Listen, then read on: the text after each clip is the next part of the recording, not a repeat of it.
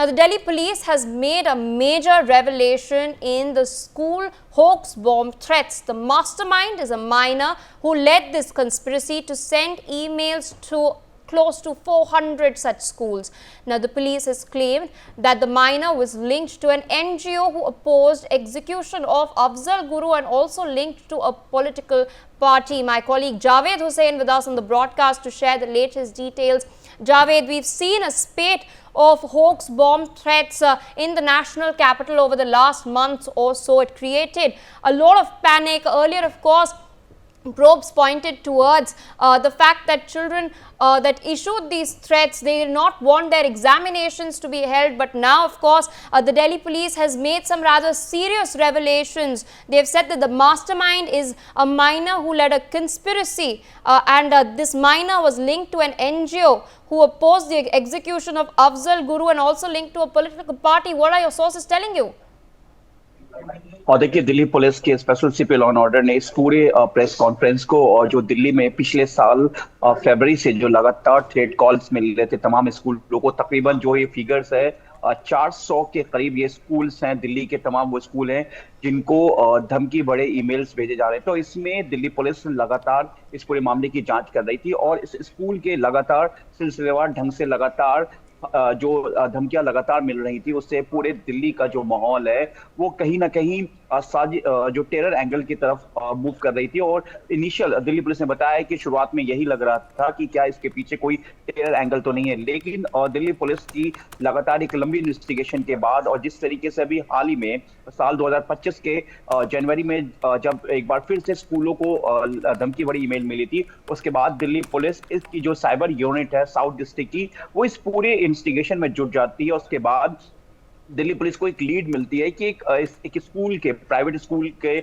एक बड़े नामी स्कूल के एक स्टूडेंट ने इस ईमेल को जनरेट किया और वीपीएन यानी कि वर्चुअल प्राइवेट नेटवर्क का इस्तेमाल किया गया, जिससे कि इस पूरे आईपी एड्रेस को और इसके तमाम नेटवर्क को पूरी तरीके से ट्रेस नहीं किया जा सके। दिल्ली पुलिस इस पूरे इन्वेस्टिगेशन में जुट गई और सबसे बड़ी बात यह कि दिल्ली पुलिस ने जब इस लड़के को इससे पूछताछ दिल्ली पुलिस ने किया, तो इसके साथ जो दिल्ली पुलिस के जो अब इस पूरे मामले में ये कहना है कि कुछ और भी बच्चों से इस पूरे मामले में इन्वेस्टिगेशन की गई। उसके बाद ये खुलासा हुआ तकरीबन 400, क्योंकि जो मेल का पैटर्न था वो पैटर्न बिल्कुल डिफरेंट था। और सबसे बड़ी बात ये है कि दिल्ली पुलिस को लगा कि जब उसने उस स्टूडेंट के लैपटॉप को, उसके फोन को पूरी तरह से टेक्निकली सर्विलांस के बेस पर, पूरी तरीके से फॉरेंसिक और साइबर के बेस पर जब उस पूरे लैपटॉप को और उसके फोन को चेक किया, तो उन्हें लगा कि नहीं, सिर्फ यही एक स्टूडेंट जो ये एक नाबालिग स्टूडेंट है, सिर्फ ये इस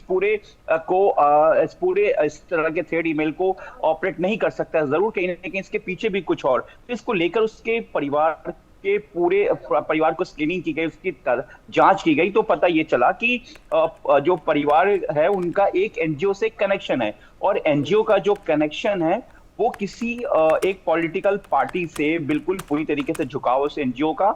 और वो एनजीओ अभी जो एनजीओ के बारे में यही पता चला है कि जो अफजल गुरु है, अफजल गुरु को जो फांसी दी गई थी उसका फांसी का इन्होंने विरोध किया था, यानी कि कहीं ना कहीं अफजल गुरु को समर्थन दे रहे थे। तो इस एंगल को भी दिल्ली पुलिस अब पूरी तरीके से एग्जामिन करेगी, क्या इसके पीछे पॉलिटिकल पार्टी या उस एनजीओ का भी कहीं ना कहीं रोल है कि नहीं है। क्योंकि दिल्ली पुलिस ने खुद अपने प्रेस कॉन्फ्रेंस में, जो special CP law and order zone 2 है, उन्होंने बताया कि एक माइनर बच्चा खुद अकेले चीजों को कैसे जनरेट कर सकते, उसके पीछे का वजह क्या है। क्योंकि देखिए, जो मेल के लगातार जो पैटर्न थे, धमकी वाले ईमेल जो पैटर्न मिल रहे थे, वो पैटर्न बिल्कुल चेंज थे। कभी पेटीएम, तो कभी स्कूल, तो कभी एग्जाम, तो कभी स्कूल के अंदर बैग में बॉम्ब है, स्कूल में प्लांट कर दिया गया है। और लगातार जिस तरीके से दिल्ली के तमाम डिस्ट्रिक्ट, अगर साउथ ईस्ट की बात करें, साउथ की बात करें, साउथ वेस्ट की बात करें, द्वारका की बात करें, वेस्ट डिस्ट्रिक्ट की बात करें, आउटर की बात करें, आउटर नॉर्थ की बात करें, रोहिणी की बात करें, या आउटर नॉर्थ या साउथ वेस्ट की बात करें, तमाम दिल्ली के तमाम उन जिलों के बड़े नामी स्कूलों को लगातार ये धमकी मिल रही थी, जिसके बाद से दिल्ली पुलिस पूरी तरीके से अलर्ट थी। हालांकि दिल्ली पुलिस ने अभी इस बात को साफ नहीं किया है कि क्या जिस तरीके से लगातार दिल्ली के और देश के दूसरे डोमेस्टिक और इंटरनेशनल एयरपोर्ट की फ्लाइटों को, इंटरनेशनल और डोमेस्टिक दोनों फ्लाइटों को जो लगातार तकरीबन 400 से ज्यादा जो थ्रेट कॉल मिले उसमें ये हाथ है कि नहीं। इसके अलावा दिल्ली के तमाम जो बड़े स्कूल्स, जो हॉस्पिटल्स, उनको जो ईमेल्स मिले धमकी भरे, क्या उसमें भी इसका हाथ है? फिलहाल उनका कहना है कि इस पूरे मामले की जांच हो रही, लेकिन हैरानी की बात है कि एक 12वीं एक प्राइवेट स्कूल का एक छात्र जो है, नाबालिग छात्र, वो किस तरीके से इस पूरे थ्रेट कॉल्स को एग्जीक्यूट करता है और वीपीएन नेटवर्क के जरिए, मतलब किसी तरीके से इस कॉल को ट्रेस ना किया जा सके, That's what is, what the observation you've made there, the probe revelation, especially with regards to the VPN being used, the virtual private network being used, is what really somehow does point towards a larger conspiracy. Meanwhile, also joining us on the broadcast is Ellen Rao. He's the former DCP of the Delhi Police. Good afternoon and thank you for speaking to NewsX. We are of course discussing fresh revelations that the Delhi Police has made as far as the hoax bomb threats that were made to about 400 schools over the last month is concerned. The Delhi Police has now stated that one of the minors who's been identified as the mastermind behind this conspiracy is in fact linked to an NGO, and this NGO opposed the execution of Afzal Guru, and in turn this NGO is also linked to a political party. There have been a lot of changing patterns and inconsistencies that have come to light as far as the execution of these bomb threats is concerned. And so do you think a larger conspiracy is at play? Because yes, VPNs were used, there were pointed attempts in order to conceal the IP addresses, and conscious efforts were made to conceal the digital footprint. So do you think it's a larger conspiracy? Yes, it may be a larger conspiracy because the minor has been used for making this hoax call to the school, and more particularly when we are changing circumstances of the technology, VPN mode of calling, virtual protocol network, that was used by the student so that he cannot be detected, he cannot be traced. That you see the mind.